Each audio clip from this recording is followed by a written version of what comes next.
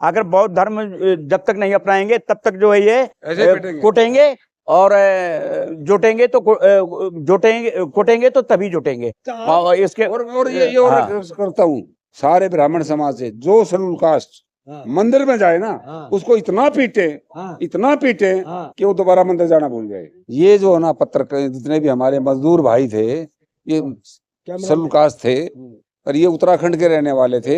हरियाणा बरवाला, हरियाणा हिसार में ये मजदूरी की इन्होंने, और जब इन्होंने अपने पैसे मांगे तो उन मनवादियों ने इनको कैद करके कई दिन तक पीटा है। एक बार हमारे माननीय प्रधानमंत्री जी ने एक स्टेज से बोला था कि मेरे दलित भाइयों को मत मारो, मुझे गोली मार दो।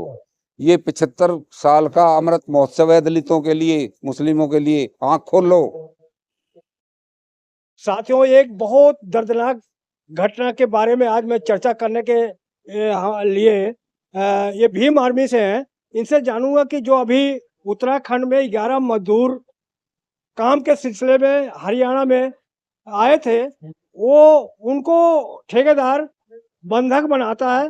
बंधक बना कर उनको नंगा करके उनके प्राइवेट पार्ट को मारते हैं। और आप देख सकें, आप में वीडियो आपको आगे दिखेगा कि किस तरह से उनका चूतड़े में मार मार के लाल कर दिया है, काला काला आपको दिखेगा।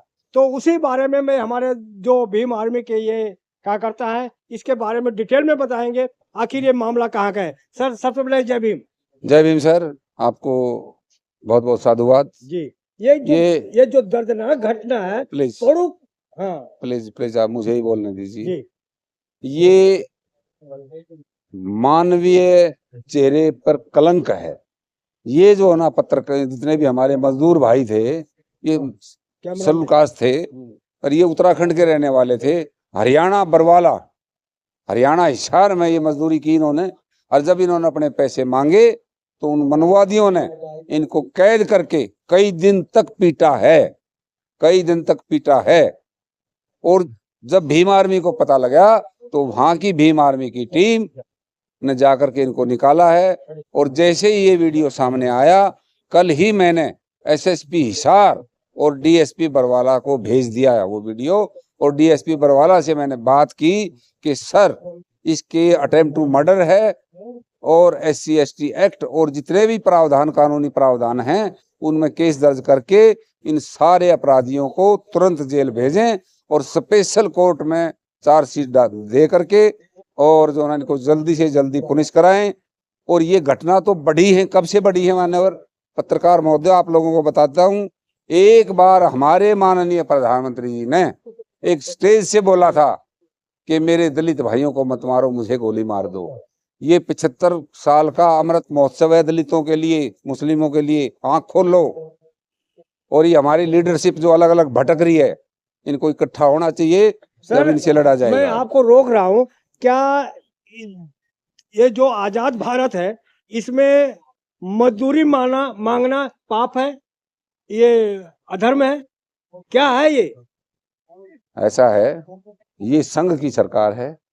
26 जनवरी 1950 को 26 जनवरी 1950 को जैसे ही संविधान लागू हुआ तो संघ का जो मुखपत्र है ऑर्गेनाइजर, 4 दिन बाद उनका लेख आया था कि ये संविधान हमारे किसी काम का नहीं है और ये हमारा संविधान तो मनुस्मृति है, जिसको बाबा साहब ने 25 दिसंबर 1927 को जलाया था। ये लड़ाई दो विचारों की है, एक तरफ पाखंडवाद का विचार है, एक तरफ बुद्धिज्म का। क्या यहाँ पे भी कि जात काम कर रहा है क्या, जो उनके साथ ऐसा हुआ? ये सारा का सारा नंगा नाच जाति के आधार पर ही हो रहा है। सारे न्याय या बुलडोजर जो चलते हैं वो जाति और धर्म देख कर चलते हैं, किसी ठाकुर ब्राह्मण बनिए पे नहीं चलेंगे। मजदूर की तो कोई जाति नहीं होती ना। आप मोदी जी की भाषा क्यों बोल रहे हो?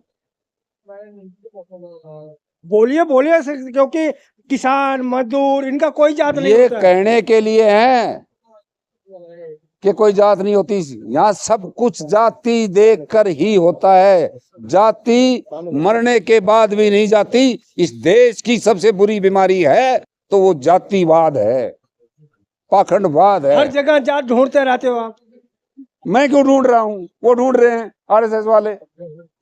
एक जगह समानता दी है बाबा साहब ने, 1 वोट 1 वैल्यू, नहीं तो ये भी अधिकार आपको देने वाले नहीं थे लोग।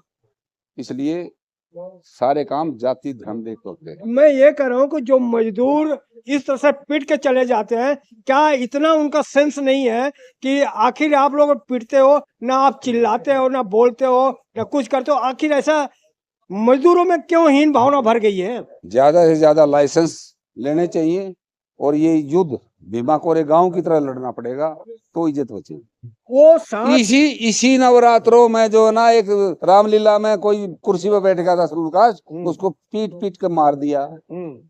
यही नवरात्रों में ये कन्याओं को पूजते हैं और रास्ते में उठाकर रेप भी कर देते हैं। इनके दोगले चेहरे हैं पत्रकार महोदय। सर और से पूछ रहे, शशिकांत जी हैं हमारे साथ, ये भी भीम आर्मी से है। सर ये कैसे मामला शांत होगा? बढ़ता जा रहा है ये देखो ना, हरियाणा के अंदर जैसे मनुवादियों की सरकार आई तैसे जो है इन्होंने पहला ट्रेलर चालू कर दिया। नहीं, मनवादियों तो पहले भी सरकार थी ना। मतलब ये अब पूर्ण बहुमत से आए हैं, पहले तो इनको जो है लंगड़ी सरकार थी, लेकिन इस टाइम पे पूर्ण बहुमत सरकार आती है, इन्होंने जो बीजेपी की जैसी सरकार आई तो दलितों पे शोषण अत्याचार शुरू कर दिया। और ये देखो विडंबना देखो कि मतलब क्या मजदूरी मांगना कोई अपराध है क्या? जो है मतलब मजदूरी मांगने पे जो है उनको जो है बांध करके, उनको किडनैप करके एक तरह के कमरे में बंद करके उनको जो है मैं आपसे पिटाई करते हैं। इसमें इनका जवाब मैं दूंगा। हाँ बोलिए। मजदूरी मांगना अपराध है मनुस्मृति के मुताबिक और ब्राह्मण ग्रंथों के मुताबिक।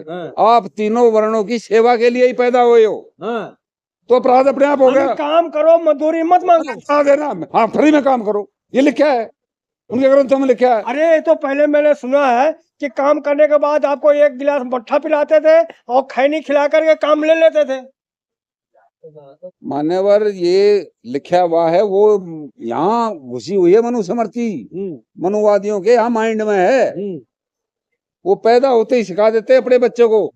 सर मैं आपसे जानना चाहता हूँ कि ये मामला जो है, क्या इतना हम लोग मर गए कि एक गाल में कोई मारता, हम गाल पर आगे बढ़ा देते हैं, तो गाल हटा भी तो सकते हो ना? इसका सर जो है एक जो है रिजल्ट है कि बौद्ध धर्म अपनाएं और संगठित रहे। जितना भी हमारा जो है 80-85% हमारा बहुजन मूल्यवासी है, उनको जो है बौद्ध धर्म अपनाना पड़ेगा, जो ये संगठित होना पड़ेगा और सब जो है संगठित होकर के संघर्ष करना होगा। यहाँ जाति नहीं है, यहाँ मानवता है, धर्म है, तर्क संगत है और यहाँ पे विज्ञान पे आधारित जो है वो करते हैं, जात पात नहीं है। अगर बौद्ध धर्म जब तक नहीं अपनाएंगे तब तक जो है ये कुटेंगे और जुटेंगे तो कुटेंगे तो तभी जुटेंगे।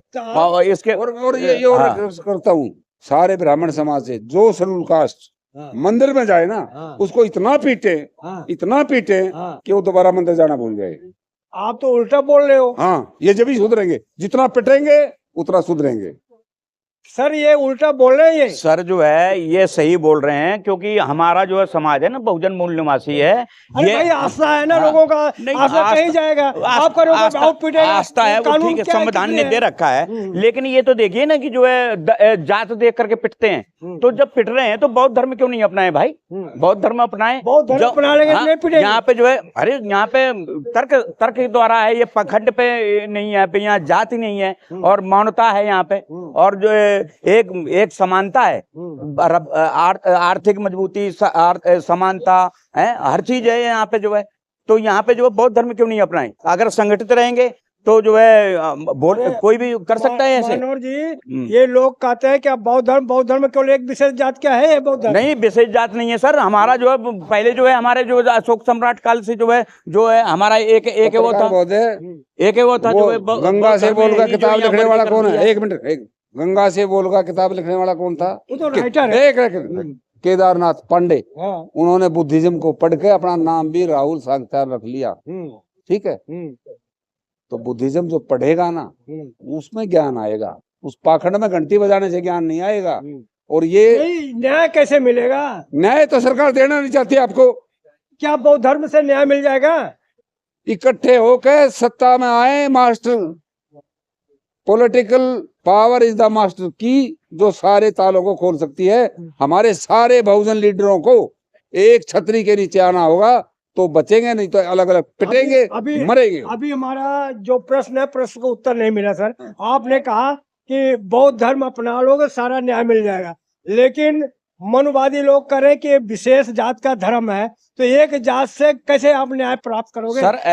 सर ऐसा है, कहते हैं कि हमारे जो मान्यवर कांशीराम जी ने और कहा है कि सत्ता वो सभी तालों की चाबी है जो असंभव को संभव बनाया जा सकता है।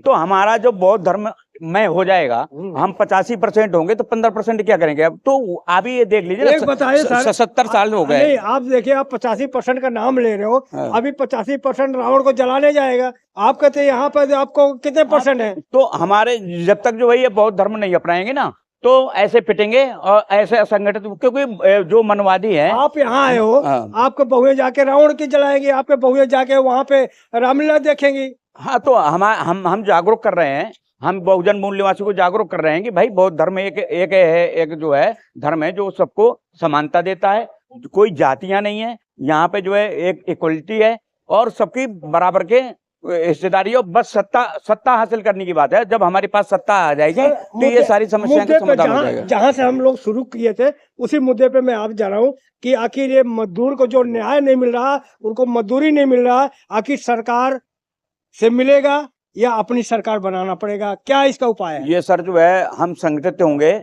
और इसकी जो हमारी भीम आर्मी भारत एकता मिशन संगठित होकर के न्याय की लगा रहे हैं और ये न्याय जरूर मिलेगा। आपको धन्यवाद कि आपने भीम आर्मी को वाले ने आवाज उठाया, लेकिन देश में जितने भी राजनेता हैं, मैं किसी के बयान नहीं, किसी का ट्वीट नहीं देख रहा और संघर्ष नहीं देख।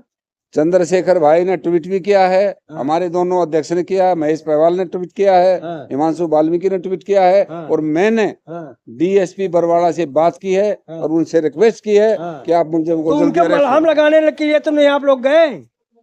टीम है ना हमारी, वहाँ हमारी टीम काम कर रही है और वहाँ पे जो पूरे जो बंधक बना रखे हैं, दिलाओगे जाके?